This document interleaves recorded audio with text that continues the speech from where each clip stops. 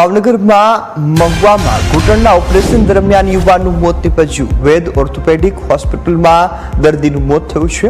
Narsinhbhai Govindbhai Bhil operation માટે દાખલ થયા હતા। ઓપરેશન પહેલા એનેસ્થેસિયાનું ઇન્જેક્શન આપવામાં આવ્યું। ઇન્જેક્શન બાદ આડઅસર થઈ હોવાનો પરિવાર દ્વારા આક્ષેપ કરવામાં આવ્યો। સારવાર દરમિયાન ઓપરેશન થિયેટરમાં દર્દીનું મોત થયું હતું।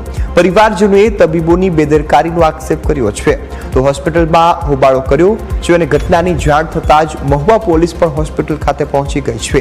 મોતનું ચોક્કસ કારણ જાણવા માટે પીએમ રિપોર્ટની રાહ જોતી જોવાઈ રહી છે। પોલીસે સમગ્ર મામલે હવે તપાસ હાથ ધરી છે। નામના જે અમારા એનેસ્થેટિક છે એમને કમરમાં સોય મારીને ઇન્જેક્શન આપેલું।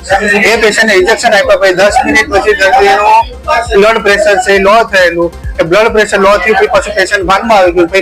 પછી ફરી પાછું મેં દર્દીને સવારે બહાર આવીને સમજાવે કે ભાઈ દર્દીનું આ રીતે બ્લડ પ્રેશર લો છે, જો આગળ પેશન્ટ એકદમ સ્ટેબલ રહેશે તો અમે આગળ ઓપરેશન કરશું, પણ અમે હજી આમાં કોઈ ઓપરેશનની કોઈ કાર્યવાહી કરે નથી। ખાલી ઓનલી દર્દીને ઇન્જેક્શન મેળવતું આ બધું એમના કારણે બધું થયું। ફિઝિશિયન આવ્યા એમણે જોયું કે દર્દીને ઓપરેશન અત્યારે નથી કરવું, આપણે રહેવા દઈએ અને બીપી નું થોડું કંટ્રોલ થાય પછી કરશું, પણ અચાનક જ પેશન્ટને ગભરામણ થઈ અને પેશન્ટ બેભાન થયું અને એની પછીની મેં આગળની સારવાર કરી છે, પણ અમે દર્દીને બચાવી શક્યા નથી। નરસિંહભાઈ જે છે વફ થઈ ગયા એ મારો ભત્રીજો છે સગો।